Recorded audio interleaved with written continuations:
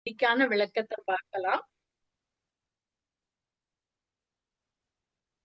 அதாவது உடல்னு இருந்தா அதுக்கு தேவை அப்படிங்கிற ஒரு உணர்வு இருக்கும். அந்த தேவை வரும்போது அங்க ஆசையும் வந்துரும். எல்லையற்றதாக இருக்கின்ற அந்த பரம்பொருளுக்கு தேவையும் இல்லை, இச்சையும் இல்லை. அந்த இயக்கம் இல்லாத நிலையத்தான் ஈசன் அப்படின்னு சொல்றாங்க. அப்ப ஈசன் அப்படின்னா என்னன்னா சிவம். சிவம் அப்படின்னா எங்கும் நீக்கமற நிறைந்துள்ளது. அத ஒவ்வொருத்தரும் ஒவ்வொரு பெயரிட்டு அழைக்கின்றாங்க.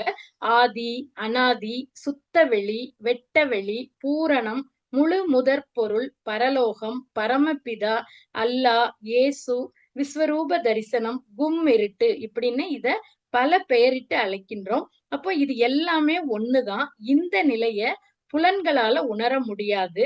மனமாகிய அந்த இயக்கம் அடங்கி இருள் நிலையில்தான் உணர்வதுதான் அறிவு அப்படிங்கிற அந்த மெய்ப்பொருள்.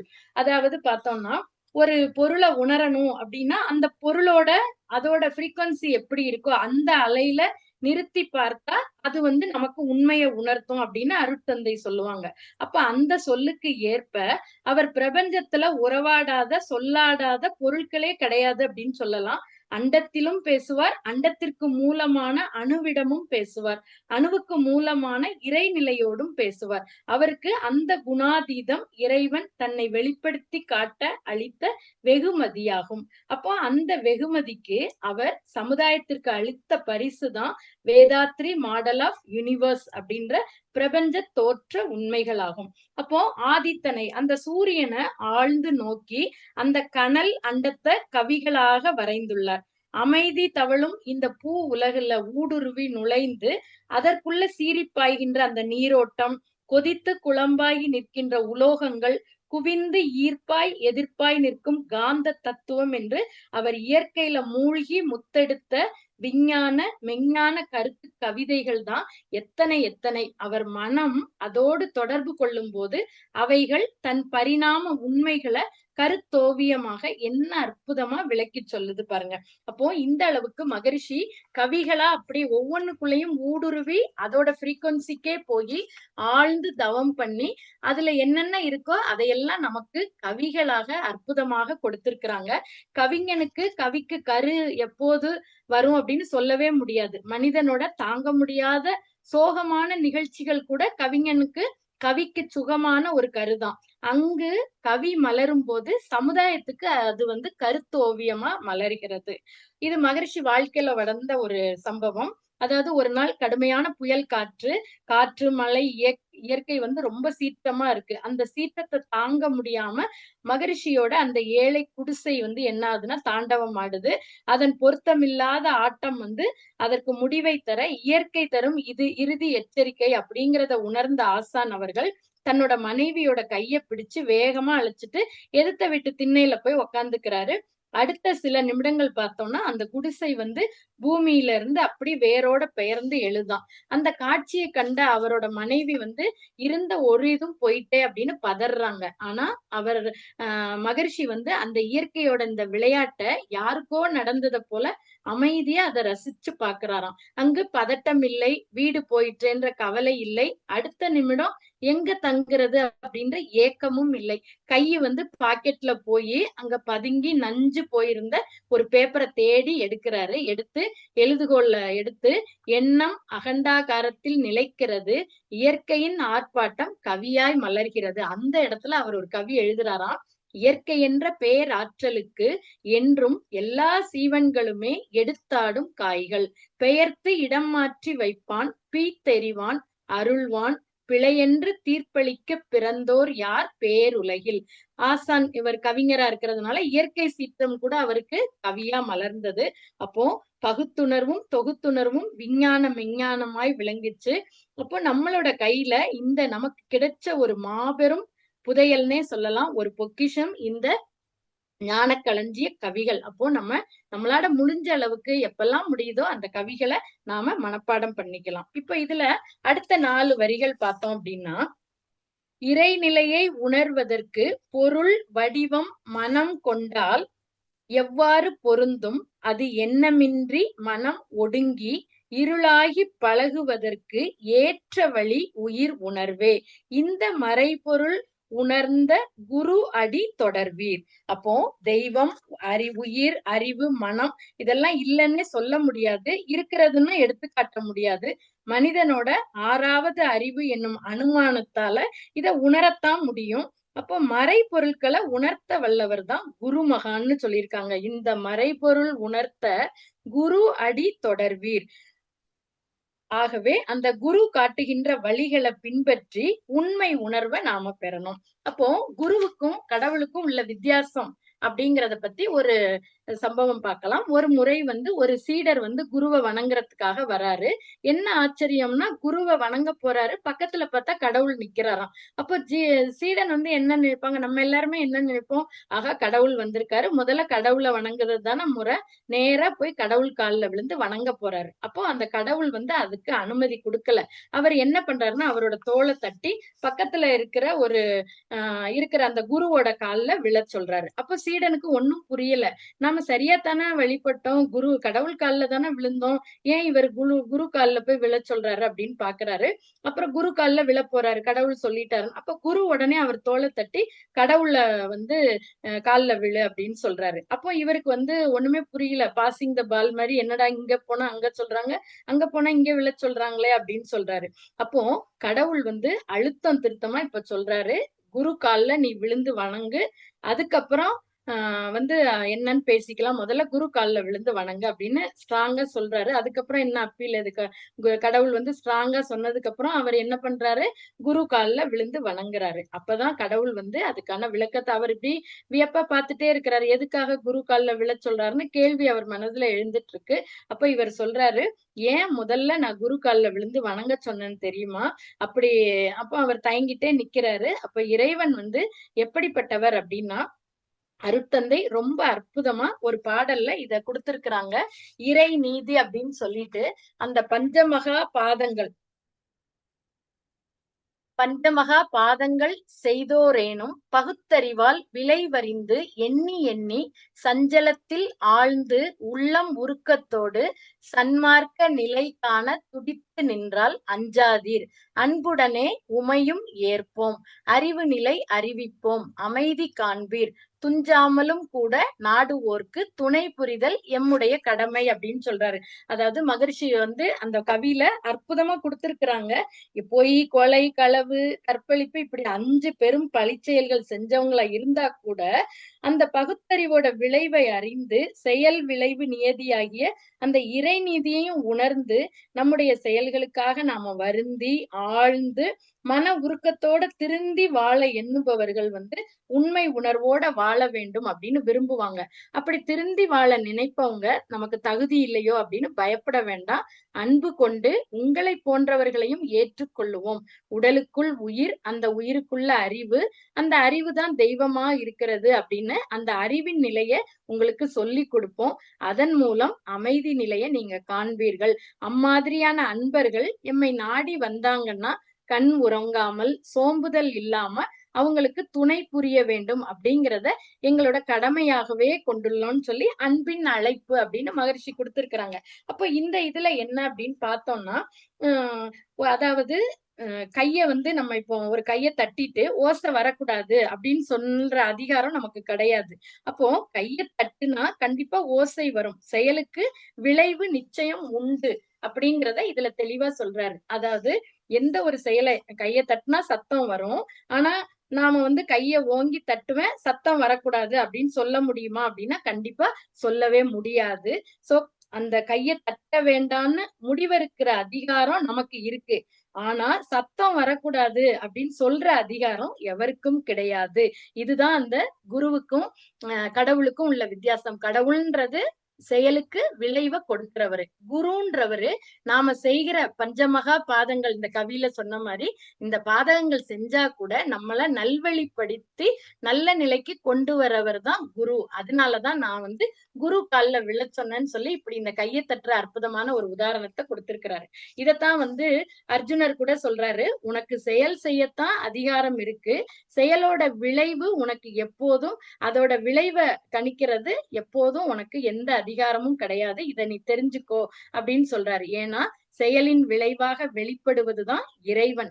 அருட்தந்தை நமக்கு ஒரு 2 வரி கவியில அற்புதமா சொல்லியிருக்காங்க. செயலிலே விளைவாக தெய்வ ஒழுங்கமைப்பு இருக்க பயன் என்ன தவறிழைத்து பின் பரமனை வேண்டுவதால். செயலுக்கு விளைவு அப்படிங்கிறது இறை நீதி. ஆனா நாம தவறு செஞ்சுட்டு பரமனை வேண்டி படிக்காம இருந்துட்டு பிள்ளையாருக்கு 108 தொப்பு கரணம் போடுறோம், 108 தேங்காய் உடைக்கிறோம் அப்படின்னு சொன்னா அதனால எந்த ஒரு பலனும் கிடைக்காது. அப்போ இறைவன் எப்படி செயல்படுவார்னா, செயலுக்கு விளைவு நிச்சயமா உண்டு. Cause and effect. என்ன செயல் செஞ்சாலும் அதுக்கான விளைவை துல்லியமா அவர் கொடுப்பாரு. அப்போ இறைவன் அந்த நேரத்துல சொல்றாரு, நான் செய்த செயலுக்கு கூலி கொடுப்பேன், அவ்வளவுதான். ஆனா குருங்கிறது அவரது அளவற்ற கருணை. நீ எவ்வளவு தப்பு செஞ்சிருந்தாலும் உன்னை அன்போடு அரவணைச்சு, இந்த பஞ்சமா பாதகங்கள் இருந்தா கூட அதையெல்லாம் சரிப்படுத்தி அதற்கான பயிற்சிகளை கொடுத்து உன்னை நல்வழிப்படுத்துவார். அப்போ குரு அப்படிங்கிறது அன்போடு கனிவோடு உன்னைய அரவணைச்சு நீ உயும் வழிய அவர் உனக்கு காட்டுவாரு அப்படின்னு சொல்றாரு. இப்போ கிறிஸ்தவ மதத்துல கூட நம்ம பார்த்திருக்கிறோம், பாவ மன்னிப்பு அப்படின்னு தப்பு செய்தவங்க அதுக்குன்னே ஒரு சம்பிரதாயம் வச்சு பாவங்களை சொல்லும் போது அந்த குரு அல்லது அந்த உயர்ந்த நிலையில இருக்கிற மகான் குற்றங்களை அவங்க தாங்க செஞ்ச தப்பெல்லாம் சொல்லும் போது அதுல இருந்து மீண்டு வருவதற்காக ஒரு வழிவகைகளை அந்த குரு செய்யறாரு. அப்போ இதுதான் இந்த குருவோட மேன்மை. அப்போ நமக்கு அமைஞ்ச குரு எவ்வளவு ஒரு அற்புதமான குரு, எவ்வளவு அருமையா நமக்கு பயிற்சிகளை கொடுத்திருக்கிறாங்க அப்படிங்கிறத நாம இதுல தெரிஞ்சுக்கலாம். அந்த கடைசி வரியில இருளாகி பழகுவதற்கு ஏற்ற வழி உயிர் உணர்வு. அப்போ அந்த இருள்ல இருந்து பழகுறதுக்கான ஏற்ற வழி எது? அதுதான், அங்கதான் அன்பும் கருணையும் நிறைந்த இடம், அந்த இடம்தான். அப்ப அங்க பழகுறதுக்கு நமக்கு உயிரை நாம உணரணும். அப்போ உயிரை உணர்றதுக்கு அற்புதமா நமக்கு 9 வகையான தவ பயிற்சிகளை மகரிஷி கொடுத்திருக்கிறாங்க. அப்போ இந்த மறைபொருளை உணர்றதுக்கு நாம குருவோட அடிய தொடரணும் அப்படின்னு சொல்லிட்டு அந்த அகத்தவத்தோட பயன்கள் பற்றி இன்னும் ஒரு கவியில சிறப்பா சொல்லியிருக்கிறாங்க. அறிவதனை கருவினிலே இணைத்து தவமாற்ற ஐம்புலன்கள் அமைதி பெறும் அருகுணமும் சீராம் அறிவு தன் விழிப்பு நிலை பிறளாத தெளிவில் 5 பெரும் பழிச்செயல்கள் விளைய வழியேது. அறிவு உயிரில் அடங்கி அந்நிலையில் மேலும் ஆழ்ந்து ஒடுங்கி துரியம் நிற்க முன்வினைகள் போமே. அறிவு துரியாதீத நிலை நிற்க நிற்க ஆதியாம் மெய்ப்பொருள் ஆதியாம் மெய்ப்பொருளாம் அரும் பிறவி தொடரே. எவ்வளவு அற்புதமா இந்த கவியில இந்த தவத்தை பத்தி கொடுத்திருக்கிறாங்க. அதாவது நாம 3 தவங்கள் பண்றோம். முதல்ல துரியம் ஆகினை தவத்துல மனம் உயிரை கவனிக்குது. துரிய தவத்துல அந்த மன இயக்கம் நின்று உயிர் உயிராகவே நிற்குது. துரியாதீத தவத்துலதான் உயிர் தன் மூலத்தை அறிகிறது. அப்போ துரியத்துக்கு அதீதம், துரியம் கடந்த நிலை அந்த துரியாதீத நிலை. மகரிஷி சொல்ற இதுல அந்த இருளாகி மௌனமாகி அந்த இருட்டு இருட்டு இருக்கக்கூடிய இடம், அந்த மன அலைச்சுழல் வேகத்தை குறைச்சு நாம செல்லக்கூடிய அந்த தவம் துரியாதீத தவம். ஆதிக்கு சமமான நிலையாக இருப்பதால் இதை சமாதி நிலைன்னு சொல்றோம். எந்த அதிர்வு இயக்கத்துல மனம் நின்றால் அந்த பிரபஞ்ச ரகசியங்கள் எல்லாம் அறியப்படுமோ அந்த இடம்தான் அந்த சமாதி நிலை. அப்போ இந்த துரியாதீத தவம் தான் ஜீவ பிரம்ம ஐக்கிய முக்தி, அதுதான் வீடு பேரு. அப்போ இறைநிலையோட நாம எண்ணத்தை கலக்க விட்டு எண்ணமற்ற நிலையில நிறை நிலையாக மாறுறது அந்த துரியாதீத தவத்துலதான். அப்போ இந்த துரியாதீதத்துல முழுமை சித்திக்க மன தூய்மையும் வினை தூய்மையும் இன்றியமையாதது.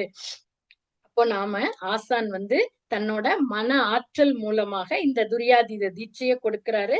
இதுக்கு மானச தீட்சை, பாவனை தீட்சை, அடுத்தது கூர்ம தீட்சை, ஞான தீட்சை அப்படின்லாம் பெயரிட்டு அழைக்கிறாங்க. மனம் அந்த பேரியக்க மண்டலத்துல உள்ள விண்ணோடு இணைந்து அந்த விண்ணாகவே மாறுது. அடுத்து நம்மளோட அந்த மனம்ங்கிற ஜீவகாந்தம் வான்காந்தத்தோடு இணையுது.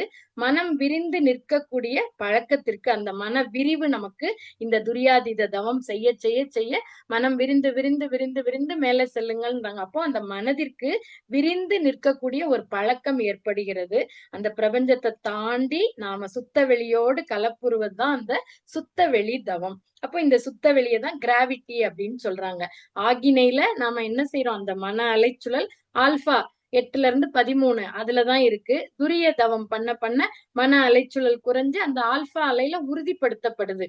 அந்த 13 to 8 ஏதோ ஒரு ஃப்ரீக்வன்சில அப்படி நிலைச்சு இருக்குது.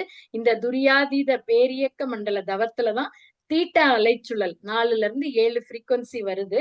அதையும் தாண்டி மனதை விரித்து விரித்து விரித்து மேலே செல்லும் போது அந்த சுத்தவெளிக்கு போகும்போது அந்த சுத்தவெளி தவத்துல டெல்டா அலைச்சுழல் 1 ல இருந்து 3 அந்த ஃப்ரீக்வன்சி வருது. அப்போ மன அலைச்சுழல் குறைக்கப்படுறதுனால மனம் அந்த மெய்ப்பொருளாக மாற்றம் பெறுகிறது.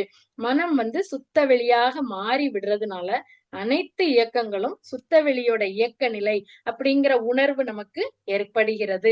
மகரிஷி முதல்ல பார்த்தாங்கல்ல, எந்த பொருளோடு இணைங்க அந்த எந்த ஃப்ரீக்வன்சில நாம இருக்கிறோமோ அப்ப அதோட தன்மைகள் எல்லாம் நமக்கு தெரிய ஆரம்பிக்கும். முதல்ல பார்த்தோம்ல ஆதித்தன் அந்த சூரியன்ல ஆழ்ந்து நோக்கி அந்த கனல் அண்டத்தை கவிகளா எவ்வளவு அற்புதமா சொல்லியிருக்கிறார். ஒவ்வொன்னுத்துக்குள்ளயும் போய் போய் அந்த ஃப்ரீக்வன்சிக்கே மாறி அதுல இருக்கிற ரகசியங்களை தான் உணர்ந்ததோடு மட்டுமல்லாமல் நமக்கும் உணர்த்துவதற்கு அற்புதமான இந்த ஞான களஞ்சிய கவிகளாக வடித்து கொடுத்திருக்கிறாங்க.